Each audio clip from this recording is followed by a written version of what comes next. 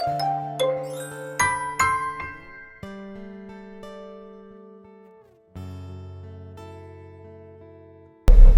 coba masuk ke jendela kehidupannya Namrud di zaman Ibrahim alaihissalam. Namrud ini dia coba mengikrarkan dirinya. Awal dia dinobatkan jadi raja setelah ayahnya meninggal. Dia nobatkan dirinya menjadi Tuhan, mengikrarkan dirinya sebagai Tuhan, dan siapapun yang mengiyakan itu semua kebutuhannya dipenuhi, dikasih oleh Namrud. Maka masyarakatnya semua mengakui dia sebagai Tuhan, karena apapun yang disampaikan dikasih, apapun yang diminta dikasih, hanya dengan mengikrarkan dia sebagai Tuhan. Sampai akhirnya menyebarlah penyembahan terhadap Namrud ini. Begitu dia baru menobatkan diri menjadi raja, menjadi Tuhan seperti ini, hari pertama, dan mulailah dia membagi-bagi segala macam kebutuhan masyarakatnya sehingga dia diakui sebagai Tuhan. Allah subhanahu wa ta'ala membuatnya mimpi. Dia mimpi kerajaannya hancur, kebakaran sana sini. Maka dia kaget di tengah malam, kemudian dia bangunkan seluruh penasehat-penasehatnya. Bangun semua, bangun. Salah satu penasehat terdekatnya Namrud itu bernama Azar. Azar ini ayahnya Nabi Ibrahim alaihissalam. Jadi ayahnya Nabi Ibrahim alaihissalam ini adalah penasehatnya Namrud. Bahkan dia orang tangan kanannya Namrud. Azar ini, Bapak Ibu sekalian, sangat mahir membuat patung. Jadi Namrud ini pada saat mengaku sebagai Tuhan, dia suruh Azar buat patung-patung dia dan patung-patung yang Namrud ingin, seperti misalnya patung harimau, beragam macam. Disebarkanlah patung-patung tersebut di seluruh pelosok wilayah kekuasaannya dia. Jadi orang-orang tidak perlu datang ke Babilonia, ibu kota Irak pada saat itu, untuk menyembahnya. Cukup menyembah patung-patung yang dikirim ke sana. Dan Azar ini otaknya, ayahnya Nabi Ibrahim AS. Ditakan dia semua pembuatan patung itu. Jadi menjadi tangan kanannya Namrud. Kaget dan Namrud malam hari, kemudian dia tanya penasehat-penasehatnya, apa syarat kalian? Apa nih, mimpi apa nih? Kata mereka, kami tidak tahu mimpi ini apa ini, tidak ada gambaran. Sampai akhirnya ada satu orang yang berkata dari penasehatnya, mungkin malam ini ada bayi yang lahir, laki-laki di Babilonia yang akan menghancurkan kerajaan Anda. Tiba-tiba Namrud menangkap pernyataan tersebut, lalu dia mengeluarkan instruksi yang aneh. Dia mengatakan, kalau begitu semua anak laki-laki yang lahir malam ini di Babilonia dibunuh. Malam ini juga, sekarang gerakkan. Sebelum terbit matahari, keliling di sebuah rumah, ada anak bayi laki-laki baru lahir, bunuh semua. Kebetulan Azar hadir di situ. Malam itu hadir karena dipanggil tiba-tiba kumpul sama Namrud. Dan istrinya baru melahirkan anak laki-laki, itulah Ibrahim.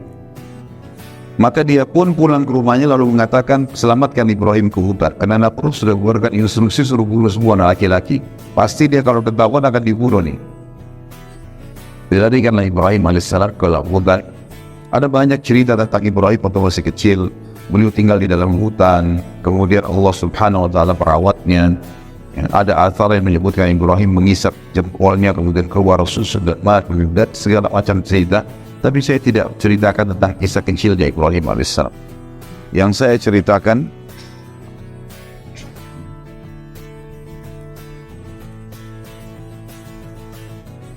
Bismillah.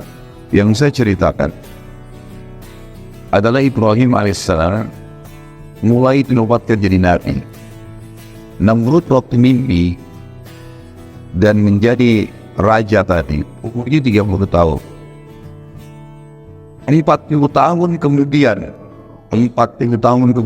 setelah Ibrahim berumur 40 tahun, berarti Namrud sudah berumur berapa? 70 tahun. Jadi selama 40 tahun itu Namrud dianggap Tuhan benar oleh masyarakat yang sudah tertanam betul-betul keyakinan tersebut. Sampai wilayah kekuasaan Namrud banyak kuil-kuil yang dibuat, tempat sesembahan, tempat sesembahan, yang tempat sesembahan tersebut dipenuhi oleh dengan patung-patung. Di antaranya adalah patung Namrud. Lebih baik yang di handheld saat dilepas pakai yang ini.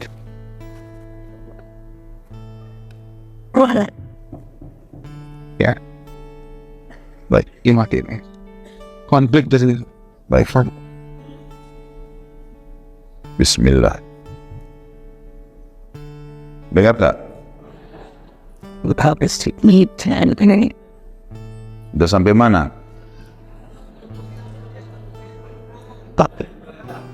Namrud, kenapa Namrud? Baik.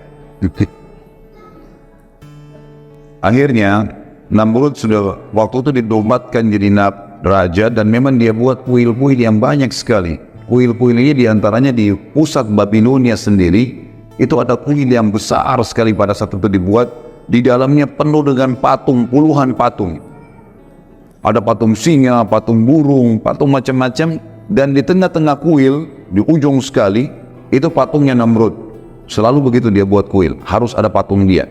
Jadi masyarakat yang tidak sempat datang ke istananya untuk menyembah, itu datang ke kuil-kuil ini, kasih sesajen, mohon-mohon, menyembah selain Allah. Ibrahim alaihissalam dinobatkan oleh Allah SWT menjadi nabi di umur 40 tahun. Lalu kemudian kisah beliau adalah beliau masuk di Babilonia, tinggal di luar Babilonia tadinya, di hutan, sekitar hutan, kemudian beliau masuk ke Babilonia.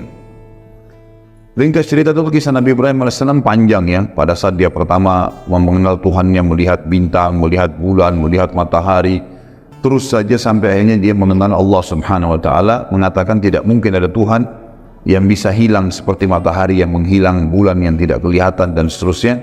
Setelah terbenamnya matahari tidak kelihatan lagi mataharinya, atau sebulan setelah terbitnya matahari tidak kelihatan. Ringkas cerita adalah Ibrahim alaihissalam masuk ke Babilonia, kemudian Ibrahim alaihissalam tidak menunda dakwahnya, langsung ke pusat kota Babilonia dan mendatangi kuil yang banyak patung-patung itu. Dan kebetulan pada saat itu di malam hari, masyarakat Babilonia lagi menyembah patung-patung ini, lagi mohon-mohon, bawa sesajen. Kuil itu cukup tinggi, dan sekarang masih ada puing-puingnya di Irak. Jadi kalau salah satu di antara Anda pergi ke Irak atau melihat cuplikan tentang Irak yang dianggap kisah sejarah, itu adalah peninggalan kerajaan Namrud ini. Maka yang terjadi Bapak Ibu sekalian, Ibrahim alaihissalam datang ke kuil tersebut. Patung-patung itu kebetulan di tengah-tengah kuil ada jalan yang panjang untuk orang masuk dan orang keluar. Di kiri kanan tembok penuh dengan patung-patung yang besar. Di tengah-tengah ruangan ada patung Namrud yang besar, dan di situ antara orang dengan patung itu ada jeda bangunan yang cukup tinggi. Orang harus lewat tangga untuk naik ke atas, dan sudah menjadi doktrin, dogma pada saat itu, keyakinan kalau tidak boleh orang biasa mengantar sesajen ke patung-patung itu, harus melalui penjaga kuil. Jadi penjaga kuil ini punya kedudukan tersendiri. Siapa yang mau kasih sesajen, punya hajat apa, dikasih. Dia mau kasih kepada patung yang mana nih, misal patung sana, lalu kemudian nanti dia yang antar ke situ. Tiap hari mereka lakukan kebodohan ini. Ringkas cerita, Ibrahim alaihissalam malam itu langsung datang ke kuil tersebut. Sementara orang lagi memuja-muja patung, Ibrahim alaihissalam naik ke tangga yang untuk pergi ke patung-patung itu. Lalu Ibrahim alaihissalam pada saat dia naik, orang tahu Ibrahim ini tidak dikenal sebelumnya, dan tahu siapa penjaga kuil, musuhnya yang biasa bisa naik. Orang lain selain penjaga kuil yang naik pasti kualat tuh. Nanti kena penyakit, nanti kena petir, nanti kena macam-macam, keyakinan mereka pada saat itu. Ringkas cerita, Ibrahim alaihissalam sengaja naik. Orang-orang semua akhirnya mata dan menunjuk Ibrahim. Ibrahim alaihissalam datangin patung yang pertama. Lalu Ibrahim alaihissalam lihat di situ ada sesajen buah-buahan, buah segar, diantaranya apel. Ibrahim alaihissalam ngambil apel itu. Orang-orang semua heran, ini keyakinannya jangankan ngambil sesajen itu, mendekati saja sudah kualat, gitu kan. Ibrahim alaihissalam ambil apel itu, kemudian sengaja menggigitnya di depan mereka, bukan untuk makan. Lalu Ibrahim balik ke patung itu sambil berkata, wahai yang dianggap Tuhan oleh masyarakat Babilonia, apa kau tidak marah saya ambil apelmu? Kira-kira patung nyaut gak? Gak ada suara. Hening pada saat itu. Tapi orang sudah yakin ini Tuhan mereka. Ya, gitu. Maka Ibrahim ulangi alaihissalam, wahai yang dianggap Tuhan oleh masyarakat Babilonia, kau tidak marah saya makan apelmu? Gak ada suara. 3 kali, wahai yang dianggap Tuhan oleh masyarakat Babilonia, yang selalu dipuji, kau tidak marah saya ambil apelmu? Gak ada suara. Ibrahim melakukan gerakan yang lebih lagi daripada itu. Apel yang sudah digigit tadi dilempar ke wajahnya patung itu. Jatuh apel, ini penghinaan luar biasa. Jatuh apel tersebut sudah pasti tidak ada apa-apa. Lalu dia balik lagi, wahai yang dianggap Tuhan masyarakat Babilonia, kau tidak bisa lawan saya sudah lempar wajahmu dengan apel ini. Sudah saya ambil apelmu, saya lempar lagi wajahmu. Gak ada suara tentunya. Makin hening suasana. Ini yang hadir di kuil-kuil ini besar sekali. Bisa menampung sampai ribuan orang. Dan Ibrahim AS melakukan gerakan ini luar biasa di malam yang memang mereka lagi puncaknya beribadah. Lalu Ibrahim AS tidak cukup situ, pindah ke patung sebelah, lakukan hal yang sama. Patung sebelah sama, terus dikelilingi semua puluhan patung itu. Sampai selesai semua, orang-orang menyaksikan kejadian tersebut dengan tercengang. Lalu Ibrahim balik ke arah mereka mengatakan, wahai masyarakat Babilonia, apakah kalian tidak punya akal menyembah patung-patung yang kalian pahat sendiri, yang kalian buat sendiri matanya, tidak bisa berbuat apa-apa? Bukankah saya sudah buktikan ke kalian, saya ngambil sesajen yang kalian kasih, mereka tidak bisa marah, saya lempar ke wajahnya, mereka tidak bisa marah, dan saya bahkan bisa menghancurkan Tuhan-Tuhan kalian dengan tangan saya. Orang-orang Babilonia hening semua. Kata Ibrahim, yakinlah dan percayalah, saya utusan Allah dan Allah Tuhan kalian yang menciptakan langit dan bumi ini. Dialah yang harus ditundukin. Orang semua tenang, gak ada yang bicara. Bingung antara iya atau tidak. Ini baru ucapan pertama dakwah Nabi Ibrahim AS. Maka mereka pun akhirnya ada yang diam terus keluar dari kuil. Kata Ibrahim AS, demi Allah, kalau kalian tidak mau meninggalkan menyembah berhala-berhala ini, maka saya akan melakukan tipu daya terhadap Tuhan-Tuhan kalian. Mereka keluar dari kuil. Ibrahim AS turun juga dari tempat tersebut. Tidak ada yang berani menyentuh Ibrahim, karena Ibrahim ini sudah mengalahkan Tuhan mereka. Berarti ini bahaya, lebih berbahaya Ibrahim daripada Tuhan, gitu kan?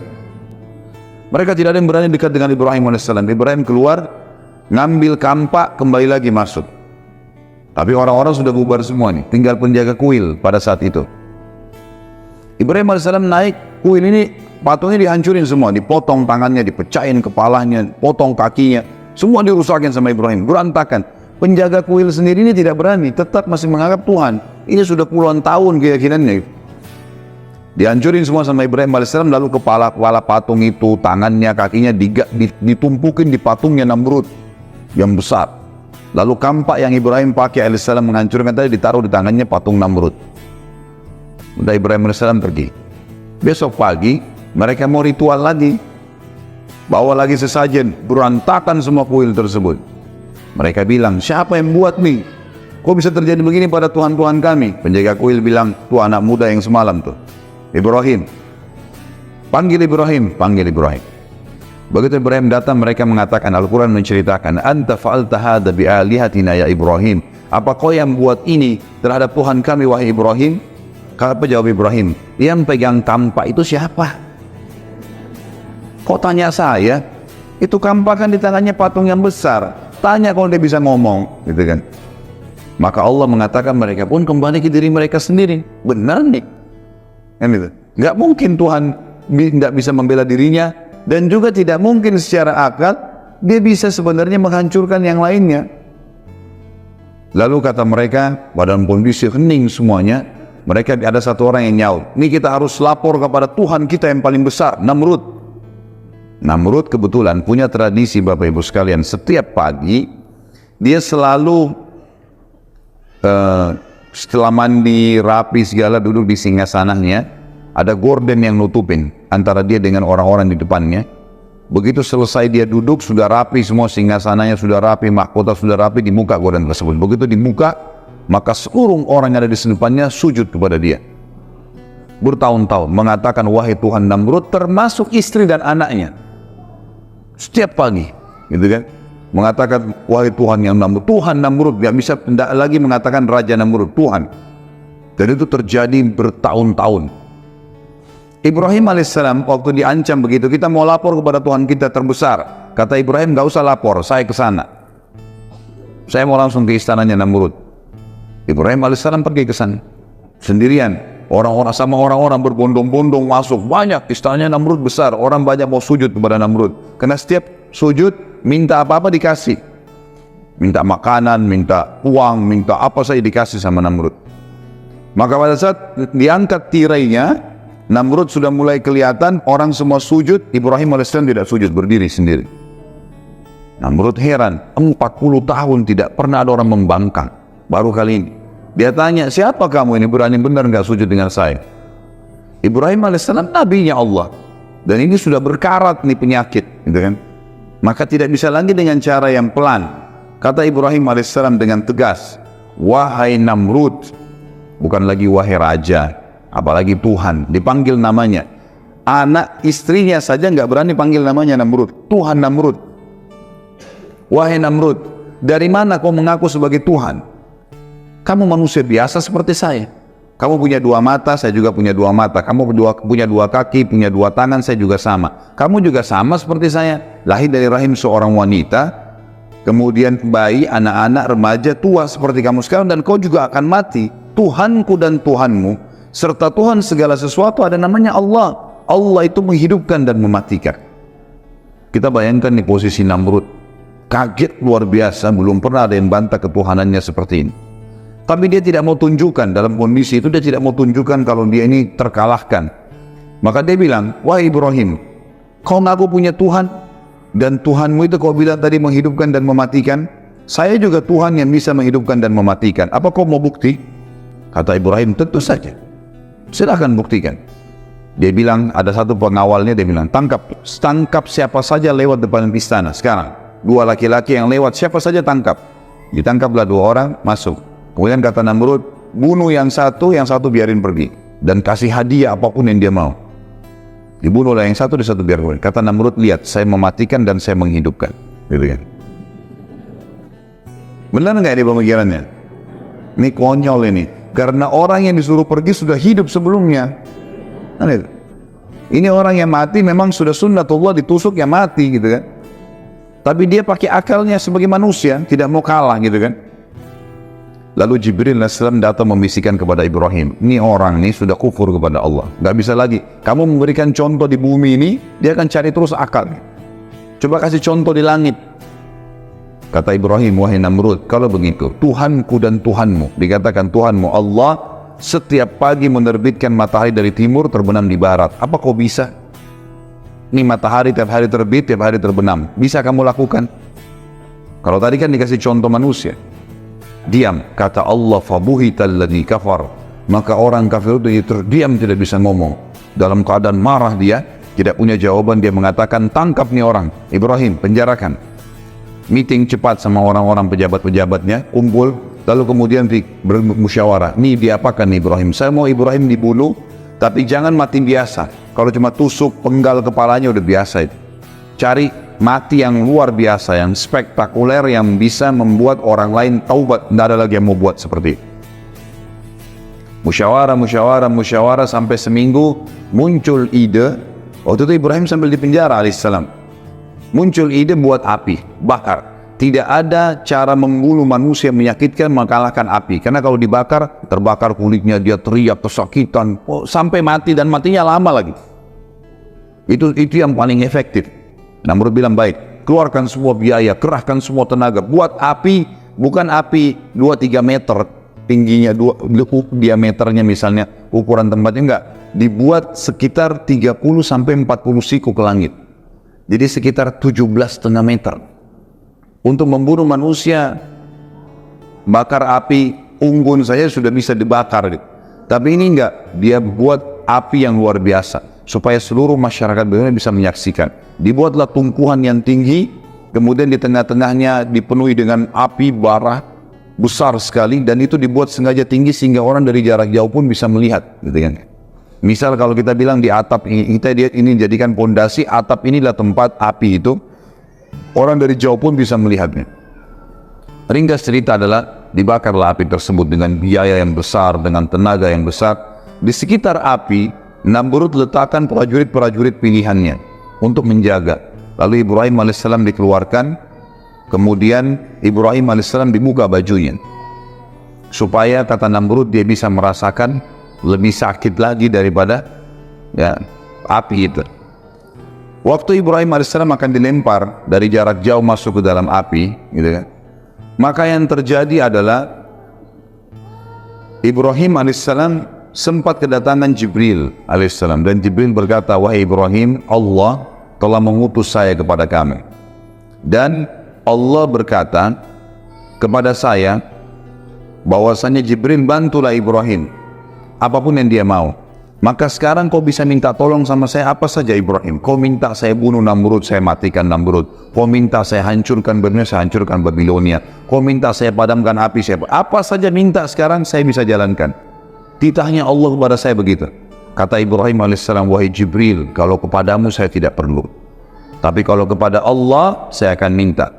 Makanya Allah memuji Ibrahim mengatakan, inna Ibrahim kana ummah. Ibrahim itu satu orang tapi seperti satu umat keyakinannya, luar biasa. Jibril pun dia tidak mau minta tolong, gitu kan. Maka dengan setelah itu Jibril pun alaihissalam pergi, lalu berkata Ibrahim alaihissalam, ya Allah, zat yang telah aku imani secara gaib, nggak kelihatan, gitu kan. Nggak ditahu Allah itu, tidak kelihatan, cuma bisa dirasakan keberadaannya, kan gitu. Diyakini keberadaannya. Aku yakin engkau yang telah menciptakan aku dan segala sesuatunya termasuk api di depanku ini. Api ini lagi berkobar besar. Ibrahim sudah diikat, dilempar dari jarak jauh dengan katapel gitu. Jadi jauh sekali jaraknya agar kelihatan oleh orang-orang. Lalu dia bilang, engkau yang telah menciptakan aku dan seluruh segala itu dan termasuk api, dan engkau yang menjadikan api ini dasarnya, fitrahnya panas. Jadikanlah api ini dengan kemahabesaranmu dingin dan keselamatan untukku. Balik dari panas menjadi dingin. Maka Allah SWT mengatakan, kami terima permohonannya Ibrahim dalam kondisi dia ingin membuktikan kebesaran Allah. Maka dilemparlah Ibrahim alaihissalam dari jarak jauh. Pada saat dilempar Ibrahim alaihissalam, ada satu kejadian juga di situ. Ibrahim alaihissalam pada saat masuk ke dalam api, tentu Bapak Ibu sekalian, manusia kalau kena api sekuat apapun badannya, sekekar apapun pasti teriak, gitu kan? Nggak ada yang bisa menahan panasnya api. Maka begitu Ibrahim AS masuk ke dalam api, subhanallah, nggak ada teriakan, nggak ada jeritan, nggak ada suara apapun, nggak ada, hening sekali. Orang-orang sempat bertanya, ini Ibrahim ini mati atau enggak ya? Namrud pun bingung, tidak ada orang yang kena api, tidak ada teriakan. Maka Namrud itu kebetulan singgasananya ditaruh di luar, diangkat, kemudian dia berhadapan sama api, dia melihat api itu, dia menyaksikan sendiri, nggak ada suara. Lalu Namrud ingin menenangkan audiensnya, masyarakatnya. Waktu itu dia mengatakan, Ibrahim sudah mati di awan kena asap saya, asap api saya. Udahlah, orang percaya, orang bubar. Kata Namrud, biarkan 3 hari.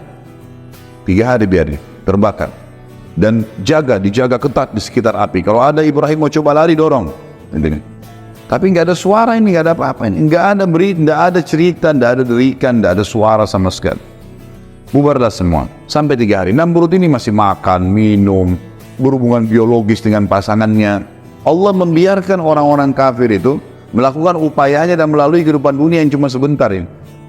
3 hari kemudian, subhanallah, dia nikmatin hidupnya luar biasa, berpesta-pesta menganggap Ibrahim sudah dibakar, sudah mati. Hari ketiga dia keluarin lagi singgasana, undang lagi masyarakat Babilonia. Begitu mereka datang semua, lalu kata Namrud, saya ingin padamkan api. Saya ingin lihat debunya Ibrahim. Padamkan api, semua orang menyaksikan. Waktu dipadamkan api, mereka kaget. Ibrahim alaihissalam sedang duduk di tengah-tengah tumpuhan api mereka. Duduk, tidak ada apa-apa sama sekali. Gitu kan? Maka Jibril alaihissalam datang kepada Ibrahim menyampaikan instruksi satu saja. Wahai Ibrahim, Tuhanmu perintahkan kau untuk berdiri pulang ke rumahmu. Nggak ngomong apa, itu saja instruksinya. Berdiri pulang ke rumahmu. Ibrahim alaihissalam belum mengerti itu. Yang penting perintah Allah sudah jalanin, gitu kan? Dan ini tugasnya orang beriman nih. Diperintahin apapun kerjain. Masalah ada hikmahnya, gak ada hikmah itu urusan nanti. Dia sudah yakin Tuhannya. Ternyata ada satu hal yang ingin Allah sampaikan kepada seluruh orang yang hadir pada saat itu. Ibrahim alaihissalam, orang-orang pada saat itu lihat Ibrahim duduk. Namrud sempat ucapin kalimat, Ibrahim terbakar kaku. Jadi dia terbakar kaku jadi hangus, tapi kan dari jauh orang tidak tahu ini hangus atau enggak. Maka terbantahkan pada saat itu karena Ibrahim berdiri dan turun, pergi ke rumahnya, pulang ke rumahnya, itu saja. Perintahnya Allah kan itu. Orang-orang semua bilang, berarti Ibrahim nggak mati dibakar api. Banyak orang yang beriman kepada risalah Nabi Ibrahim. Berarti Tuhannya Ibrahim luar biasa. Namrud pulang ke istananya, bingung mau jawab apa lagi nih. Dan kira-kira Bapak Ibu sekalian, dan ini selalu Allah beginikan orang-orang kafir ya, dibiarkan mereka melakukan upaya mereka maksimal, dan akhirnya Allah batalkan dengan hal yang kecil. Kira-kira setelah membuat api sebesar itu dengan biaya yang besar, tenaga yang besar, kira-kira apa lagi yang bisa Namrud lakukan? Ibrahim kira-kira setelah dibakar api tidak mempan dengan ditebas dengan pedang? Secara akal sudah nggak mungkin, karena api saja sebesar itu tidak bisa membakar, apalagi kalau cuma tebas sama pedang gitu kan. Dalam kondisi bingung semalam suntuk dia nggak bisa tidur, maka lalu Ibrahim berkata, maka Namrud pun dalam kondisi bingung tidak bisa tidur. Keesokan paginya Allah subhanahu wa ta'ala dalam riwayat Bukhari dikatakan mengutus kepada Namrud seekor lalat. Lalat ini masuk di lubang hidungnya terus sampai ke otaknya. Bagaimana caranya Allah a'lam, tidak usah dipikirkan caranya. Yang jelas masuk lalat tersebut sampai ke otaknya. Dalam hadis dikatakan sampai ke otaknya. Namrud kesakitan, ditepuk-tepuk nggak bisa keluar. Kira-kira lalat ini mau dilawan dengan apa nih? Bisa dengan otot yang besar? Bisa dengan sebilah pedang yang tajam? 1 juta prajurit? Ada yang bisa. Allah ceritakan dalam Al-Quran itu masalah lalat ya. Sedikit saya kuatkan di sini dalilnya. Bukan berhubungan sama kisah Ibrahim AS, tapi ada firman Allah, A'udzubillahi minasyaitonirrajim, ya ayuhan nas duriba mathalun fastami'u lah. Hai sekalian manusia, telah diberikan perumpamaan kepada kalian, dengarkan baik-baik, renungi baik-baik. Innal ladzina tad'una min dunillah, semua yang kalian seru selain Allah, patung kah, pohon kah, syaitan kah, malaikat kah, semua selain Allah itu, la yakhluqu dzubaban wa la yajtama'u lah. Mereka tidak pernah mampu menciptakan seekor lalat walaupun mereka bersatu semua. Semua bersatu, semua jin, semua malaikat, semua hewan-hewan kumpul sama manusia, bersatu ciptain satu lalat, mereka tidak akan mampu, kata Allah. Wa yadrub minhumul dzubabu syai'an la yastanqidhuhu min. Dan kalau lalat mencuri sesuatu dari mereka, mereka tidak mampu mengambilnya kembali. Ini kalau kita punya susu atau air, lalat datang hinggap ambil setetes terbang, bisa diambil kembali?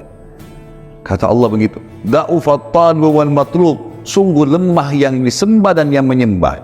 Jadi Allah tentang masalah itu. Namrud ini sempat ingin menyiksa Ibrahim berapa hari tadi? 3 hari. Allah siksa dia 3 hari. Lalatnya 3 hari di otaknya. Nggak makan, nggak minum, teriak-teriak, kesakitan, terbolak-balik, nggak tidur, nggak makan, nggak minum. Manusia 3 hari nggak makan, nggak minum, nggak istirahat, sudah kacau balau semuanya. Sehari aja kita begadang sudah pusing besoknya. Apalagi ini 3 hari, tidak makan, tidak minum, dan seterusnya. Dan kesakitan, terganggu. Kita maaf, ingus saja yang ada buntu itu sudah susah. Ini lalat di dalam bergerak-gerak. Gitu. Dia kesakitan. Maka akhirnya 3 hari kemudian dia mati, meninggal, tergelepar di depan singgasananya. Dan subhanallah, pada saat dia meninggal, semua pejabatnya datang mendekat. Orang-orang yang meyakini dia sebagai Tuhan. Dan dengan hikmah Allah, mereka menyaksikan lalat keluar dari hidungnya. Keluar tuh lalat. Sehingga mereka tahu Namrud mati dengan seekor lalat. Tersebar satu Babilonia dulu, raja yang selama ini dianggap Tuhan dibunuh oleh seekor lalat. Inilah akhir kehidupan Namrud. Bapak Ibu sekalian, Allah berikan kita akal fikiran, hati nurani, akal dengan kecerdasannya untuk berpikir, membedakan mana benar mana tidak, hati nurani dengan perasaannya, bisa peka mengetahui mana yang disuka, mana yang tidak disuka, mana yang harus diikutin dan mana yang tidak diikutin. Sebenarnya sudah cukup dengan 1-2 sampel. Ingat, tidak semua orang beriman itu mati badannya wangi, tidak semua. Tapi 1-2 orang Allah perlihatkan. Tidak semua orang yang jahat itu meninggal badannya meletup-letup rusak, enggak. Tapi 1-2 orang Allah perlihatkan. Karena kalau setiap orang kafir mati badannya rusak, enggak ada orang kafir nanti. Allah memang sengaja menguji dengan keimanan dan mau beriman enggak, gitu kan? Jadi harus ambil pelajaran.